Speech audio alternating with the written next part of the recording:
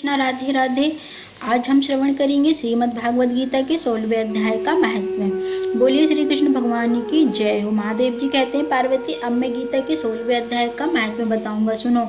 गुजरात में सौराष्ट्र नामक एक नगर है। वहाँ खड़गबाहु नाम के राजा राज करते थे, जो दूसरे इंद्र के समान प्रतापी थे। उनके एक हाथी था जो मद बहाया करता था और सदा मद से उन्नत रहता था।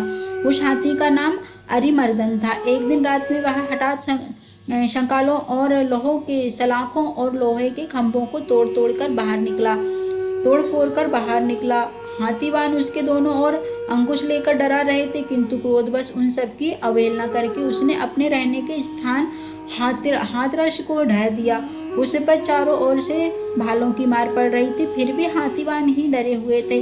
हाथी को तनक भी भय नहीं होता था। इस कोताहलपूर्ण घटना को सुनकर राजा स्वयं हाथी को मनाने की कला में निपुण राजकुमारों के साथ वहां आए। आकर उन्होंने उस बलवान दतेले हाथी को देखा। नगर के निवासी अन्य काम धंधों की चिंता छोड़कर अपने बालकों को भय से बचाते हुए बहुत दूर खड़े होकर उस महाभयंकर गजराज को देखते रहे। इसी समय कोई ब्राह्मण तालाब से नहाकर उसी मार्ग से लौटे। वे गीता के 16वें अध्याय के अभय आदि कुछ श्लोकों का जप कर रहे थे। पूर्ववासियों और पीलवानों महावतों ने उन्हें बहुत मना किया, किंतु उन्होंने किसी की ना मानी। उन्हें हाथी से भय नहीं था, इसलिए वे विचलित नहीं हुए। उधर हाथी अपने फूप्तकार से चारों दिशाओं को व्याप्त करता हुआ लोगों को कुचल रहा था। वे ब्राह्मण उसके बहते हुए मद को हाथ से छूकर कुशल पूर्वक निर्भयता से निकल गए।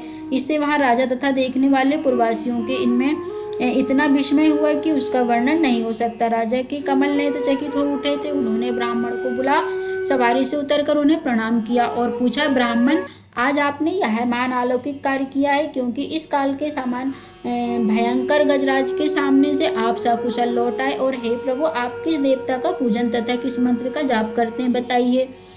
आपने कौन सी सिद्धि प्राप्त की? ब्राह्मण ने कहा, राजन, मैं प्रतिदिन गीता के 16वें अध्याय के कुछ श्लोकों का जप किया करता हूँ, इसी से ये सारी सिद्धियां प्राप्त हुई है।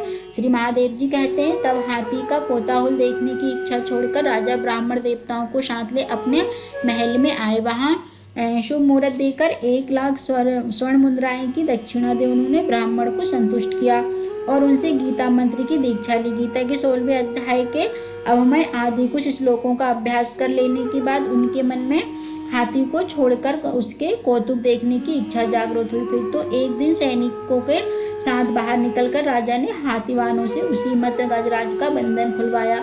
वे निर्भय हो गए। राज्य के सुख विलास के प्रति आदर का भाव नहीं रहा। वे अपना जीवन त्रयवत समझकर हाथी के सामने चले गए। साहसी मनुष्यों में अग्रगण राजा खड़गबाहु मंत्र पर विश्वास करके हाथी के समीप गए और मंद की अनवरत धारा बहते हुए उसके गंड स्थल को हाथ से छूकर सकुशल लौट आए।